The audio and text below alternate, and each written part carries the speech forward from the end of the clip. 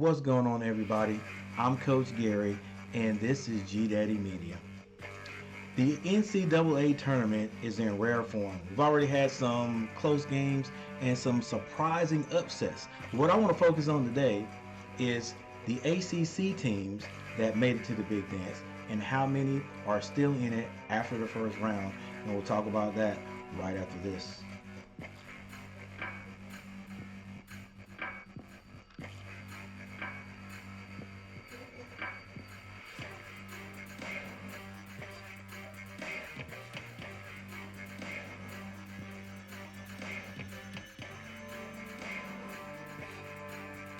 All right, so I am always interested in how many ACC teams actually get represented in the NCAA tournament.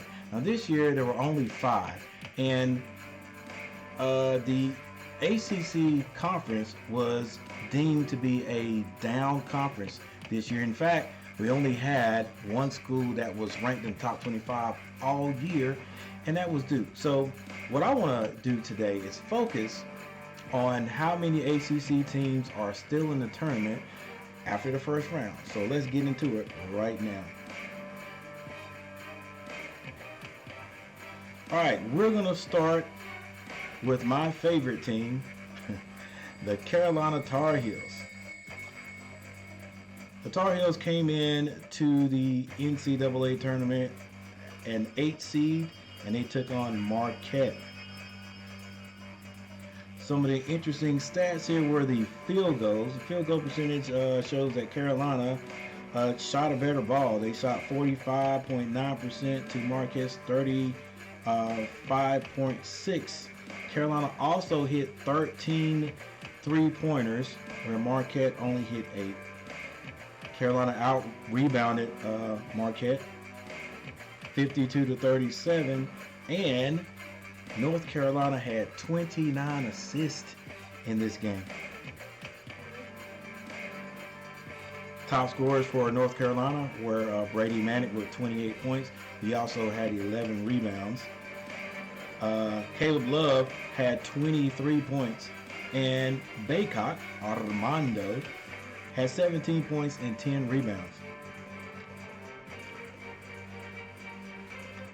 For Marquette, Prosper had 16 points. Marcel had 11 points and 7 rebounds.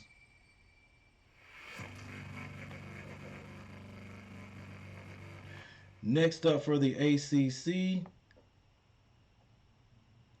we're going to talk about Miami. Miami came into the tournament number 10 seed, and they took on USC, a number 7 seed. Notable stats here was Miami shot 13 three-pointers and only hit 1. Where USC was 7 out of 16. USC out-rebounded Miami 37-23. But here are the biggest stats right here that I think gave Miami the win. Miami had 11 steals to USC's 1. And then USC turned the ball over 17 times to Miami's 2. And I think that right there was the difference in the game. For USC, Mobley had 11 points and Goodwin had 10. Off the bench for USC, Dixon Waters had 16 points. For Miami, Wong had 22, Moore had 10 points, and McGusty had 8 points. Love that name, McGusty.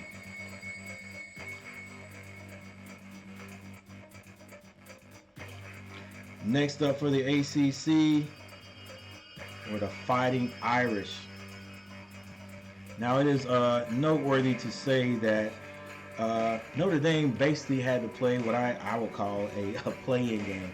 They ended up playing Rutgers, who had a number 12 seed and or number 12, and the Fighting Irish were number 12. So basically, they Notre Dame had to win that game to get in here, or the NCAA tournament, as a number 11, and they won. They beat Rutgers by only 2 points, but they got in. They ended up beating Alabama 78-64. Some of the notable stats here were the field goal percentage. Number 11 Notre Dame just shot the ball much better than Alabama. 53.7% to Alabama's 40.6%. Let's go to the turnovers. Notre Dame, interestingly, had 18 turnovers. And the only bad thing about that for Alabama was they had 14 themselves. And then the free throws I thought were interesting in this game. Free throws, Miami 10 for 11 for 90%, and Alabama 4 of 7 for only 57%. So that was part of how the score turned out being what it was. For Alabama, Ellis had 16 points and Shackelford had 13. Off the bench for Alabama, Jay Gary, I don't know if he's a distant cousin or not. Jay Gary came off the bench for 10 points, and Jay Davison had 11.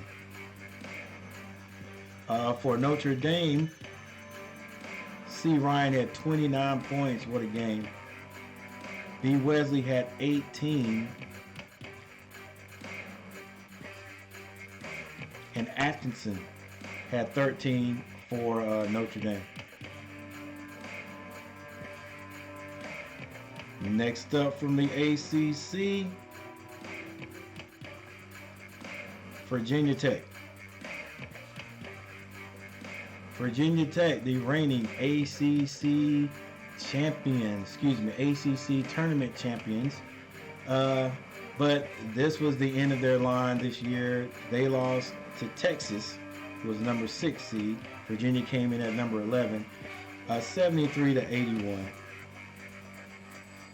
Now, if you look at these stats, they're not a lot of difference there. Actually, there was a little difference, but Virginia Tech actually did not play a bad game.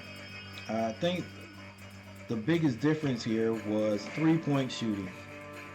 Virginia hit 4 3-pointers. They were 4 of 12. And Texas hit 10 3-pointers, 10 of 19. And then we could go down and look at the turnovers. Virginia Tech had 13 turnovers to Texas 9. Now Texas, all 5 starters were in double figures. High scorer was A. Jones with 21 points and M. Carr with 15. For Virginia Tech, Aluma, who's been playing lights out here for like the last 6 games, I would say, had 15 points. Couture had 12, but he didn't shoot the ball like he shot it in the ACC tournament. He was only 1 of 3 from the 3-point line, but off the bench, Padula poured in 19 points, but it wasn't enough. So Virginia Tech is the first ACC team that is out of it. Then we go to our last ACC team that's still hanging in there, and that is the Duke Blue Devils. The Duke Blue Devils came in at number 2 seed, and they took on Cal State Fullerton, who was 15 seed, and Duke basically controlled this game from beginning to end. One of the most interesting things I thought as far as stats go was both teams hit all their free throws.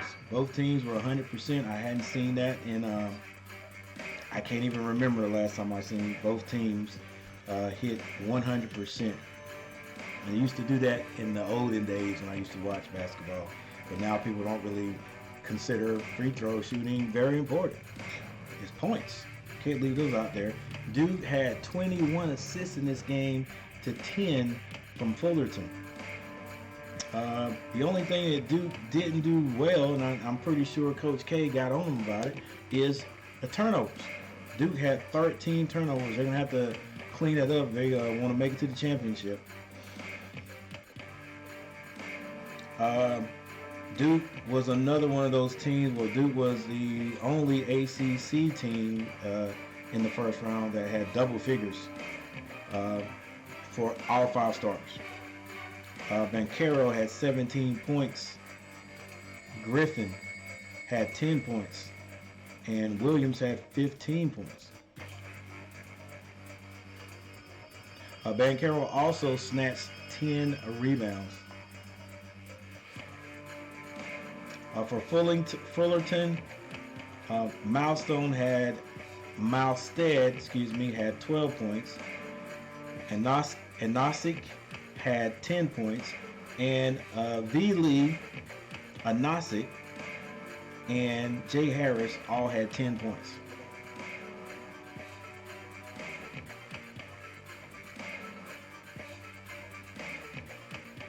So that is it, ladies and gentlemen. I'm interested to see what the ACC teams do this second round. You know, interested to see how many are going to make it into the Sweet 16. The second round is going to be starting at 12 o'clock. Make sure you guys hit me up on GDaddy Media. Come through while you're watching the game at home. And even if you don't watch the game, you can go to GDaddy Media. Come on my live stream. Make sure you guys type something in the comments or just say what's up. And I'll be on at 12 o'clock, so come by and check me out there. Other than that, I'll be seeing you guys next time. Take it easy.